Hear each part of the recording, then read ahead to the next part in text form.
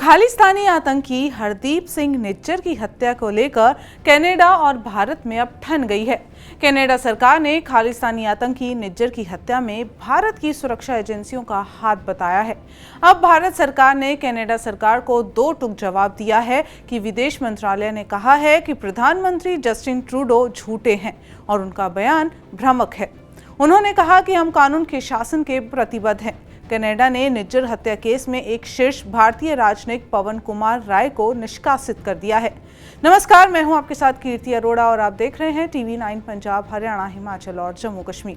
असल में कनाडा की विदेश मंत्री मेलानी जोली ने 18 जून को खालिस्तानी आतंकवादी हरदीप सिंह निज्जर की हत्या के मामले में एक भारतीय राजनयिक को निष्कासित कर दिया है। समाचार एजेंसी AP की रिपोर्ट के अनुसार कनाडा के प्रधानमंत्री जस्टिन ट्रूडो ने खालिस्तानी आतंकवादी हरदीप सिंह निज्जर की हत्या में भारत का हाथ होने का दावा किया है।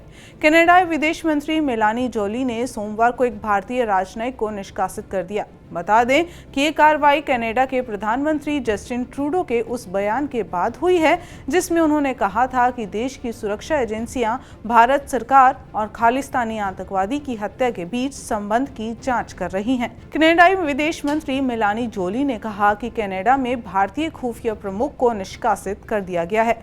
जोली ने कहा कि अगर ये सच साबित हुआ तो ये हमारी संप्रभुता और देश के एक दूसरे के साथ व्यवहार करने के सबसे बुनियादी नियम का सबसे बड़ा उल्लंघन होगा।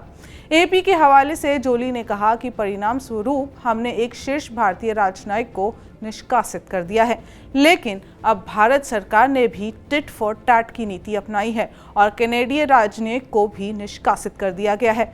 सूत्रों के हवाले से खबर है कि 5 दिन में उन्हें कनाडा वापस भेज दिया जाएगा। विदेश मंत्रालय ने बयान जारी कर कहा है कि हमने उनकी सांसद में कनाडाई प्रधानमंत्री ट्रूडो के बयान को देखा है। हम उनके विदेश मंत्री मेलानी जोली के बयान को भी खारिज करते हैं।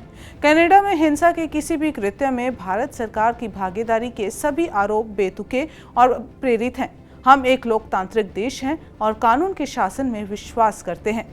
विदेश मंत्रालय ने कहा कि जिस तरह के आरोप PM जस्टिन ट्रूडो ने अब लगाए हैं, इसी तरह के आरोप उन्होंने PM मोदी के सामने भी रखे थे, जिनको पूरी तरह से खारिज कर दिया गया था। कनाडा सरकार की ओर से किए गए झूठे दावे खालिस्तानी और चरमपंथियों पर से ध्यान हटाने की एक कोशिश है।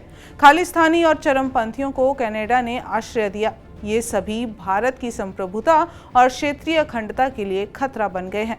समाचार एजेंसी AP की माने तो PM जस्टिन ट्रूडो ने कहा है कि खालिस्तानी आतंकी निज्जर की हत्या में भारत का हाथ है। वहीं कनाडाई विदेश मंत्री मेलानी जोली ने कहा कि अगर निज्जर की हत्या में भारत का हाथ हुआ तो दोनों देशों का एक दूसरे के साथ व्यवहार करने के सबसे बुनियादी नियम का सबसे बड़ा उल्लंघन होगा। First and foremost, I would like to extend my condolences to the family and loved ones of Hardeep Singh Nijjar. The allegations that a representative of a foreign government may have been involved in the killing of a Canadian citizen here in Canada on Canadian soil is not only troubling, but it is completely unacceptable. If proven true, this would be a grave violation of our sovereignty and of the most basic rule of how countries deal with each other. We've been clear we will not tolerate any form of foreign interference. Since this was brought to our attention, we've been guided by 3 principles. The first one, we will seek the truth.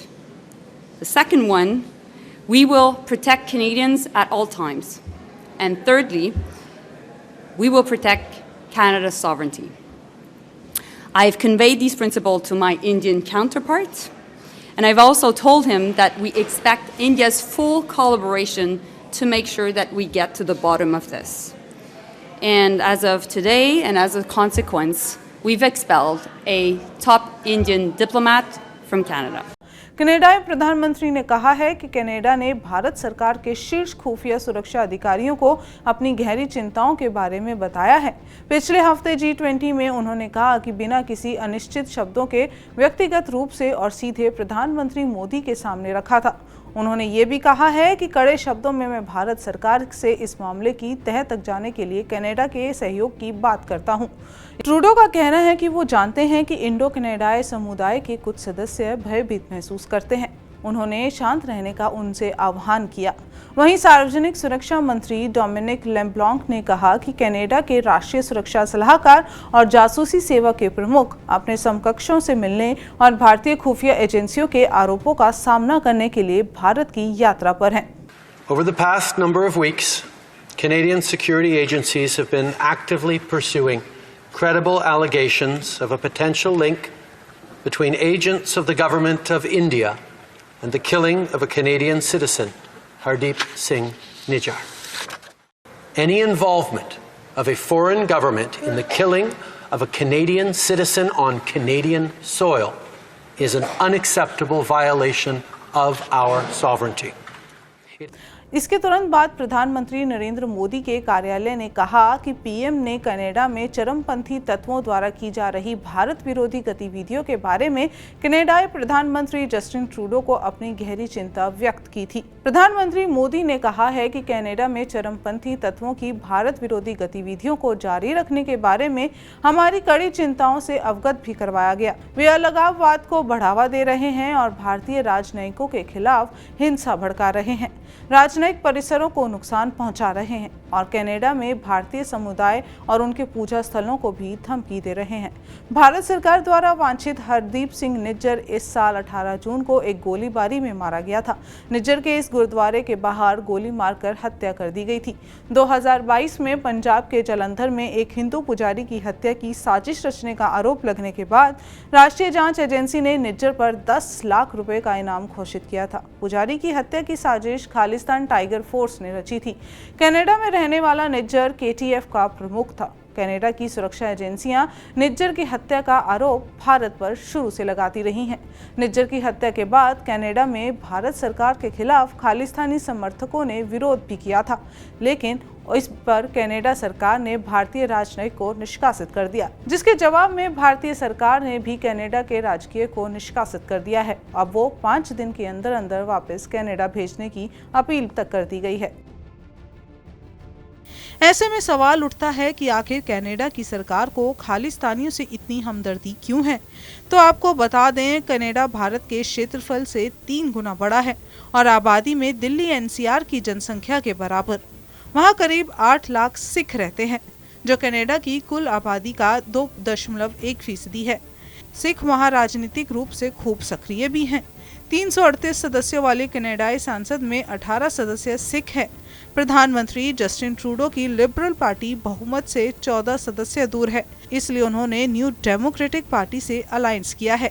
इस NDP के अध्यक्ष सरदार जगमीत सिंह हैं। सिखों को उकसाने के पीछे इनका भी हाथ है, इसलिए ट्रूडो को सिखों की भारत विरोधी हरकतों को नजरअंदाज करना पड़ता है। ये संभव है कि ट्रूडो का नजरिया भारत के प्रति अच्छा ना हो, इसलिए वो खालिस्तानियों की आड़ में अपनी खुन्नस निकाल रहे हों। बहरहाल भारत ने कनाडा की इस हिमाकत का माकूल जवाब दिया है। अगर अब भी कोई सुधार ना हुआ तो भारत कठोर कदम उठाने से भी नहीं चूकेगा।